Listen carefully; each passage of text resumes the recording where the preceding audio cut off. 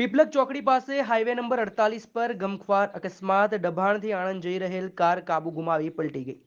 પૂરપાટ ઝડપે આવી રહેલ કારે કાબુ ગુમાવી હાઈવેની લોખંડની રેલિંગ તોડી સર્વિસ રોડ ઉપર પલટી ગઈ હતી।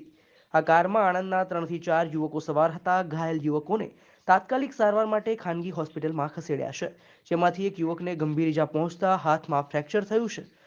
પ્રત્યક્ષદર્શીઓના જણાવ્યા અનુસાર કિશોર ચલાવતો હતો કાર। કિશોર પાસે લાયસન્સ હતું કે નહીં તે તપાસનો વિષય છે। ઘટનાના 4 કલાક બાદ પણ નડિયાદ રૂરલ પોલીસ આ ઘટનાથી અજાણ હતી।